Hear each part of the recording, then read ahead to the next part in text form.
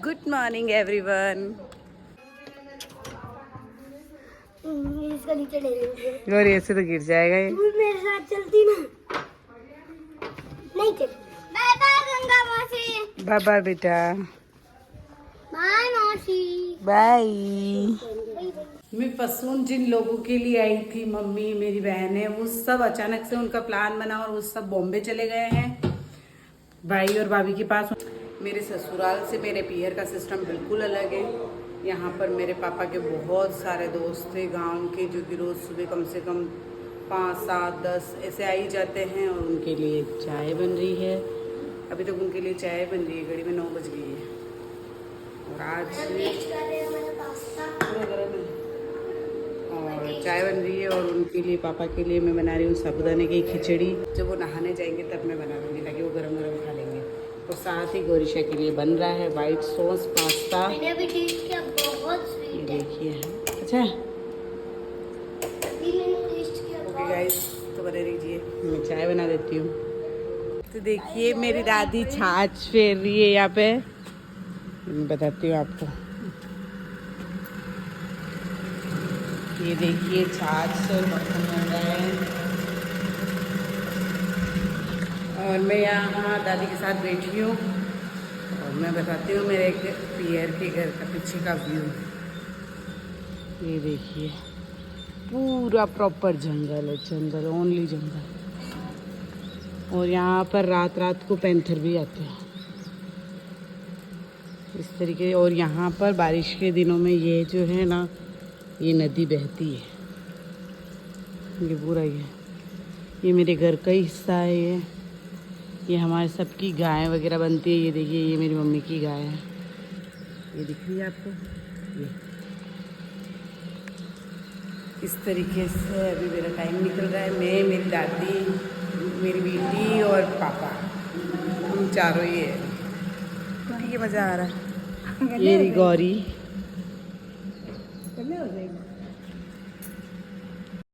तो गाइस ये मेरी दादी है, ये 80 साल के लगभग इनकी एज है और ये बिलोना मेथड से मक्खन और छाछ बना रही हैं।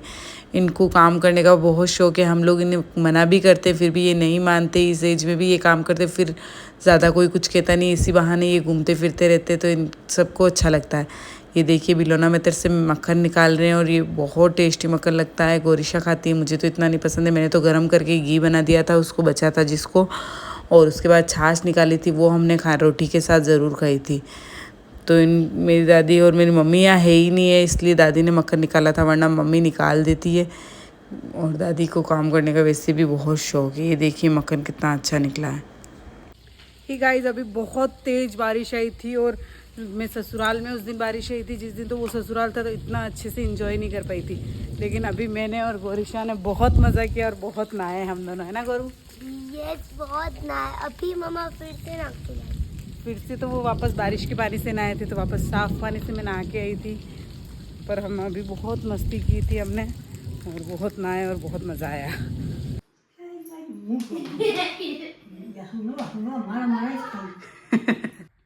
ही गाइस, तो अभी हम जा रहे हैं गढ़बू और चारभुजा जी दर्शन करने के लिए।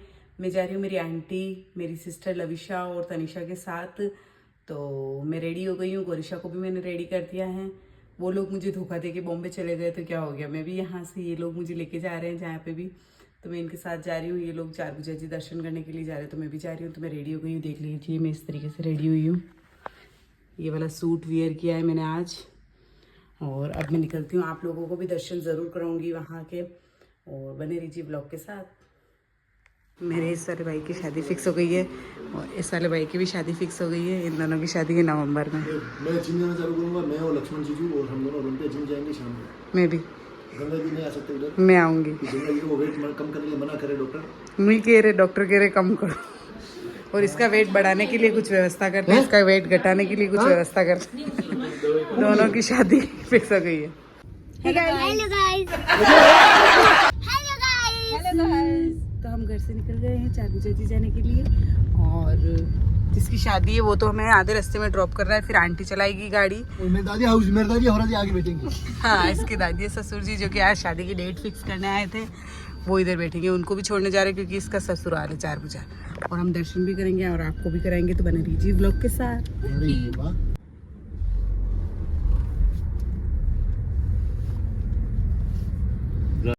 तो हम 7 बजे के लगभग 4 बजे जी पहुंच गए थे, लेकिन आंटी की मम्मी का घर वहीं है, तो हमने आंटी के घर जाके खाना वाना खाया था। वहाँ का मैं व्लॉग शूट नहीं कर पाई थी, और वहाँ जाके हमने खाना वाना खाया। ये अभी टाइम हो रहा है, रात को 9 बज रहे हैं, और हम जा रहे हैं दर्शन करने के लिए, क्योंकि वहाँ 14 के कोई स्पेशल दर्शन होते हैं जिसमें कि ठाकुर जी को बाहर लाया जाता है। तो मैं कोशिश करूँगी आप लोगों को भी कराने की।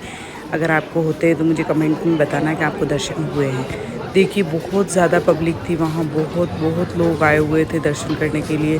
बहुत भीड़ थी, बहुत मुश्किल से हुए थे दर्शन भी, और जितना मेरे से हो सका उतना मैंने आप लोगों के साथ शेयर किया। अगर आपको कुछ भी अच्छा लगा हो तो प्लीज़ लाइक करना मत भूलना, चैनल को सब्सक्राइब करना मत भूलना। ये देखिए मंदिर के बाहर का एरिया है जहाँ पे बहुत पब्लिक इकट्ठी हो रही है।